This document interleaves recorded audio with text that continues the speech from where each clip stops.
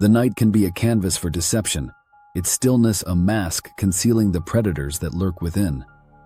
In the heart of Marion, Iowa, where the humid air hangs heavy with the scent of honeysuckle and damp earth, a creature of the shadows waits to make its presence known. This is the story of Steve, a man who found himself face to face with the unknown on a sweltering July night in 2014. Sweat stung his eyes as he biked home, the thick air clinging to his skin. 2:30 a.m. The rhythmic whir of his tires on the empty streets, the distant hoot of an owl, these were the only sounds. He traveled north on 10th Street, the dim yellow glow of the streetlights casting long, dancing shadows that played tricks on his tired eyes. A prickle of unease, a cold fist clenching in his gut, urged him to stop near a church just before the bridge. The cool night air a welcome contrast to the heat radiating from his tired muscles. A twig snapped, sharp and sudden, the sound echoing in the oppressive silence. A shiver crawled down his spine. Growing up, Steve had always been fascinated by werewolves, though he hadn't known about the other types of lichens. Over time, he learned that nearly every state had its own Dogman stories and cryptid lore, an intricate web of mystery that captivated him. He devoured every book and article he could find, his imagination ignited by the chilling tales of these elusive creatures. He knew that silence often masked a hidden threat. As he stood there in the deep shadows of the church, the hair on the back of his neck prickled with dread. His eyes strained to pierce the inky blackness beyond the reach of the streetlights. Then he saw it. A dark shape, a smudge against the inky backdrop of the night, emerged from the gloom, about 10 feet further north of the bridge. At first, he thought it might be a bear, its hulking form barely visible in the meager moonlight. But then it stopped midway, rising up on its hind legs with a fluid grace that no bear could possess. It turned its head. Steve found himself locked in the gaze of a pair of luminous eyes, burning like embers in the darkness. The creature had distinctly wolf-like features, a long snout, pointed ears, and a thick coat of dark fur that seemed to drink the moonlight. Fear washed over him, so intense he almost blacked out. His breath hitched, his muscles tensed, frozen in place. A cold sweat erupted on his skin, but then an odd sense of calm followed. The creature held his gaze, the moment stretching into an eternity.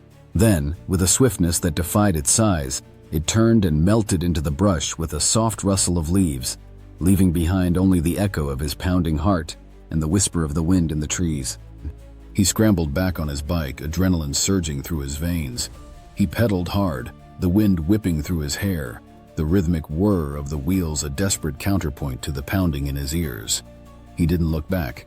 Later, as he lay in bed, rigid and unable to sleep, the events of the night replayed in his mind, each detail etched in his memory with terrifying clarity. The creature could have easily killed him, but there was something in its gaze, a sense of ancient wisdom and power, that left him strangely at peace. He felt an unshakable conviction that this was no ordinary animal. Years later, in the summer of 2024, that familiar prickle of unease returned, a cold dread that clung to him like a shadow. The air was thick with humidity, the threat of a thunderstorm hanging heavy in the air. He couldn't shake the feeling that the Dogman was back, its presence lurking just beyond his perception. He obsessively scoured local news sites and online forums, searching for any mention of unusual sightings, determined to find something, anything, that would validate his experience. One evening, a storm raged outside, rain lashing against the windows, thunder rumbling like a hungry beast. He was browsing the Cedar Rapids Gazette website when a headline leaped off the screen. Former deputy recounts chilling encounter with unknown creature. He clicked on the link, his heart pounding with a sickening anticipation. The article detailed an incident that had occurred on the night of July 1st, 2014, just days before his own encounter. Earlier that year, on January 1st, 2014, a 16-year-old boy was swept into a storm drain near Cedar Lake, not far from the Quaker Oats plant in Cedar Rapids, Iowa.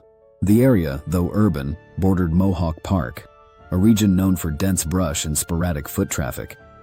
The storm drain emptied into the lake, and the tragic incident became a grim backdrop to the deputy's chilling encounter. The deputy, who had been dispatched to the area during a search for the missing boy, arrived at an electric company storage yard around 11:30 p.m. The yard was surrounded by a 10-foot fence, and beyond it lay a paved trail and a concrete spillway for floodwaters. As the deputy scanned the area near the Cedar River, just under the railroad tracks leading to Quaker Oats, he noticed a faint red light. At first he dismissed it as a car taillight, but quickly realized there were no roads in that direction. The deputy, a 6'4", 280-pound man who rarely felt fear, was unprepared for what happened next. Moments after the light disappeared, he heard a loud snorting and sniffing sound from across the tracks. Turning his flashlight toward the source, he was met with the glowing eyes of a massive creature. Standing 8 feet tall and weighing an estimated 450 pounds, the creature had pointed ears atop its head, a long snout, and an imposing presence that dwarfed the deputy. For a moment they locked eyes, the creature's gaze filled with an alien intelligence. A wave of dizziness hit him, and his stomach churned with nausea. Then, with terrifying swiftness, it turned and disappeared into the timberline. Shaken, the deputy drew his Glock 40, but his trembling hands betrayed his fear. He admitted later that even with a full magazine of hollow point rounds, he felt utterly powerless against the creature. Retreating to his cruiser, he left the area, vowing never to speak of the incident officially. Instead, he left law enforcement altogether, turning to faith and becoming a minister. Yet he still carries his Glock, now loaded with silver-tipped bullets, a chilling reminder of that night. The deputy's account mirrored Steve's own experience, both terrifying and validating him. He wasn't alone. The deputy's story spurred him to delve deeper into his research. He spent hours poring over old newspaper articles, online forums, and even dusty library books, searching for any mention of similar encounters. He discovered that the creature, often described as a dogman, seemed to follow a migration pattern. Every 10 to 14 years, reports of sightings spiked during the summer in the Cedar Rapids area. A camper near Palisades Kepler State Park reported hearing howls unlike any known wolf, unnerving vocalizations that pierced the night.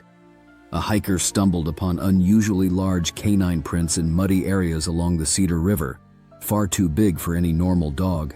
And a late-night driver on Highway 30 caught a fleeting glimpse of a tall, dark figure darting across the road, too quick to identify.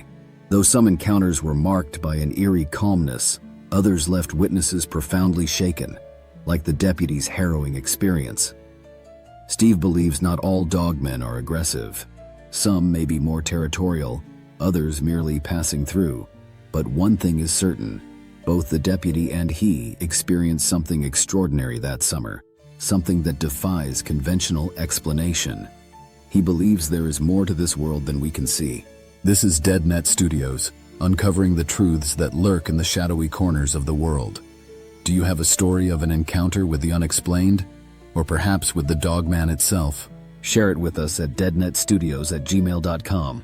Until next time, folks, keep your eyes peeled to the darkness and listen closely to the whispers of the night, for the truth is out there, waiting to be uncovered.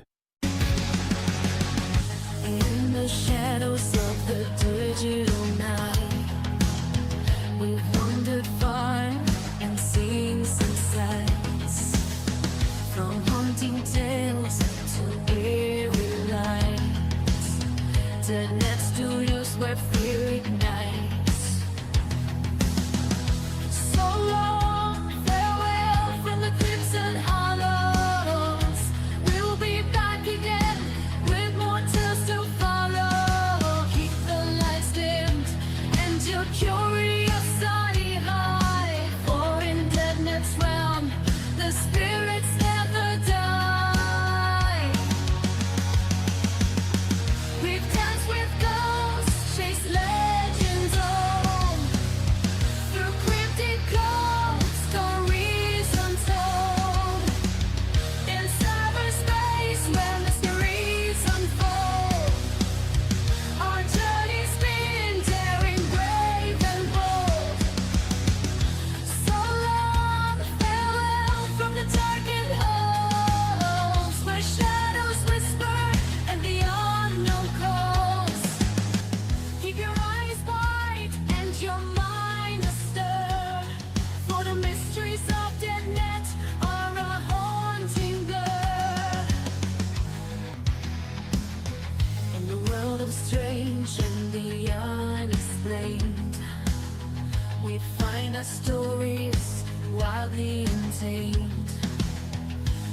video's end, we take a little rest.